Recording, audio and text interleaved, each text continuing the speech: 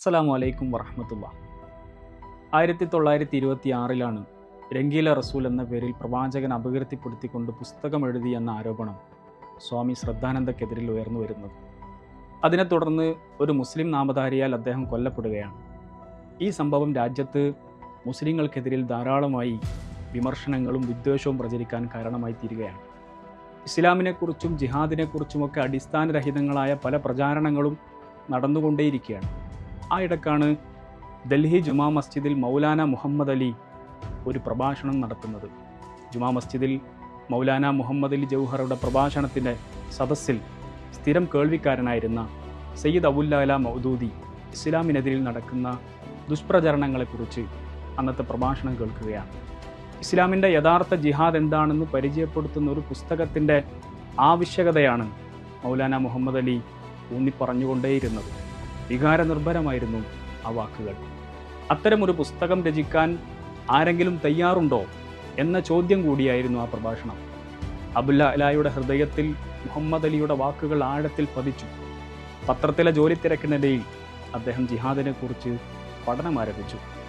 അങ്ങനെ അൽ ജിഹാദ് ഫിൽ ഇസ്ലാം എന്നൊരു ലേഖന പരമ്പര അൽ ജംഇയ്യത്തിൽ പ്രസിദ്ധീകരിച്ചു തുടങ്ങി.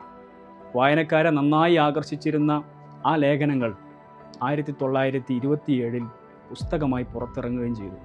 ജിഹാദിനെക്കുറിച്ച് അന്നോളം എഴുതപ്പെട്ട ഏറ്റവും മികച്ച പുസ്തകമായിരുന്നു അത്. അതിനുശേഷവും അത്രയും സമഗ്രമായ മറ്റൊരു ഗ്രന്ഥം ഈ വിഷയത്തിൽ ഉണ്ടായിട്ടില്ല എന്നും പറയാവുന്നതാണ്. 24 വയസ്സിലാണ് അബ്ദുൽ മൗദൂദി ഈ പുസ്തകം എഴുതിയിട്ടുള്ളത്. പണ്ഡിതന്മാർക്കും സാധാരണക്കാർക്കുമിടയിൽ അതിന് വലിയ സ്വീകാര്യത ലഭിക്കുകയാണ്.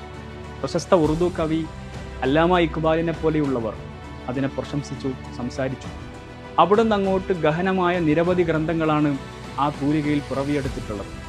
വിശുദ്ധ ഖുർആന്റെ പരിഭാഷയും വ്യാഖ്യാനവുമാണ് തഫ്ഹീമുൽ ഖുർആൻ. 30 വർഷം കൊണ്ടാണ് 6 വാല്യങ്ങളുള്ള ഇതിൻ്റെ രചന അബുൽ മൗദൂദി പൂർത്തിയാക്കുന്നത്. മൗദൂദിയുടെ ഏറ്റവും മഹത്തായ സംഭാവനയാണ്. എൻ്റെ ജീവിതകാലം മുഴുവൻ ഞാൻ പഠന ഗവേഷണങ്ങൾ നടത്തി നേടിയ വിജ്ഞാനത്തിൻ്റെ സാരാംശമാണ് തഫ്ഹീമുൽ ഖുർആൻ എന്നാണ് മൗദൂദി അതിനെക്കുറിച്ച് പരാമർശിക്കുന്നത്. അതൊരു വിജ്ഞാനകോശം തന്നെയാണ്. ഖുർആനും ഹദീസും ഫിഖ്ഹും മാത്രമല്ല തഫ്ഹീമുൽ ഖുർആനിലുള്ളത്. മതപരവും മതേതരവുമായ വിജ്ഞാനങ്ങളുടെ ഒരു വലിയ നിധിയാണ്. അബുൽ അലായുടെ 55 വർഷത്തെ വായനയുടെയും പഠനത്തിൻ്റെയും രത്നച്ചുരുക്കമാണ്. തഫ്ഹീമുൽ ഖുർആന്റെ രചന പൂർത്തിയായതിനോടനുബന്ധിച്ച് മൗദൂദിയുടെ സുഹൃത്തുക്കളും പ്രസ്ഥാന പ്രവർത്തകരും വിപുലമായൊരു സംഗമം നടത്തുകയുണ്ടായി.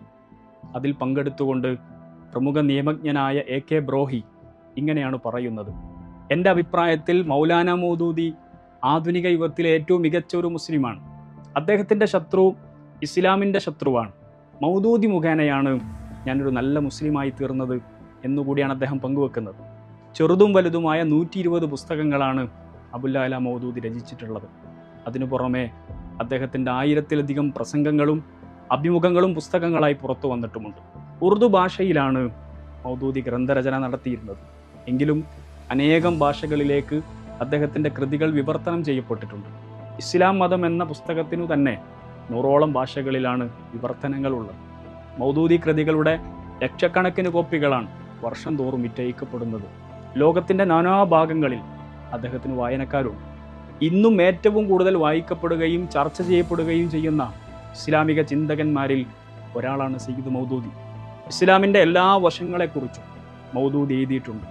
അദ്ദേഹം ചർച്ച ചെയ്യാത്ത, നിരൂപണം ചെയ്യാത്ത ദർശനങ്ങളും പ്രത്യയശാസ്ത്രങ്ങളും കുറവാണെന്ന് പറയാം. ഇസ്ലാമിനെയും മുസ്ലിങ്ങളെയും ബാധിക്കുന്ന എല്ലാ സമകാലിക പ്രശ്നങ്ങളെക്കുറിച്ചും അദ്ദേഹം വ്യക്തമായ കാഴ്ചപ്പാടുകൾ അവതരിപ്പിച്ചിട്ടുണ്ട്. മൗദൂദി കൃതികൾ വായിച്ച് സന്മാർഗം പ്രാപിച്ച് ഇസ്ലാമിൻ്റെ പ്രബോധകരും പ്രചാരകരുമായി തീർന്നവർ നിരവധിയാണ്. ഇസ്ലാമിൻ്റെ ശക്തിയും സൗന്ദര്യവും മൗദൂദി കൃതികൾ ലോകത്തിനു മുമ്പാകെ വരച്ചു കാണിച്ചു കൊടുത്തു എന്നതാണ്. അവയിലൂടെ മുസ്ലിങ്ങളും അമുസ്ലിങ്ങളും ജീവനുള്ള ഒരു ഇസ്ലാമിനെ പരിചയപ്പെട്ടു. ജീവിതത്തിൻ്റെ എല്ലാ മേഖലകളിലും വഴികാട്ടുന്ന സമഗ്രവും സമ്പൂർണവുമായൊരു ഇസ്ലാം, മനുഷ്യൻ്റെയും ലോകത്തിൻ്റെയും പൊള്ളുന്ന പ്രശ്നങ്ങളിൽ ഇടപെടുന്നൊരു ഇസ്ലാം.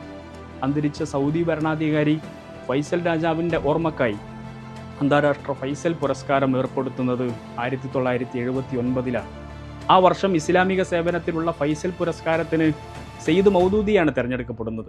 അദ്ദേഹത്തിൻ്റെ വിലമതിക്കാനാവാത്ത സേവനങ്ങൾക്കുള്ള ഇസ്ലാമിക ലോകത്തിൻ്റെ അംഗീകാരം കൂടിയായിരുന്നു അത്. സമ്മാനമായി ലഭിച്ച വൻ തുകയിൽ നിന്ന് ഒരു ചില്ലിക്കാശ് പോലും മൗദൂദി സ്വീകരിച്ചിട്ടില്ല. പകരം അവയത്രയും ഇസ്ലാമിക സേവനത്തിൻ്റെ മാർഗത്തിൽ സമർപ്പിക്കുകയാണ് അദ്ദേഹം ചെയ്തിട്ടുള്ളത്. മൗലാന മൗദൂദി ഇന്ന് നമ്മുടെ ഇടയിലില്ല.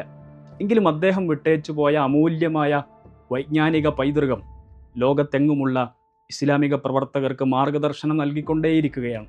ആദ്യ കൃതിയായ അൽ ജിഹാദു ഫിൽ ഇസ്ലാം മുതൽ ഒടുവിലത്തെ കൃതിയായ സീറത്തെ സർവറെ ആലം പ്രവാചക ചരിത്രം വരെയുള്ള പുസ്തകത്താളുകളിൽ പരന്നു കിടക്കുന്ന ചിന്തകൾ കേവലം കടലാസുകൾ അലങ്കരിക്കുക മാത്രമല്ല ചെയ്തിട്ടുള്ളത്. അത് സുസംഘടിതമായ കരുത്തുള്ള ഒരു ഇസ്ലാമിക പ്രസ്ഥാനത്തിൻ്റെ അസ്ഥിവാരം കൂടിയാണ്.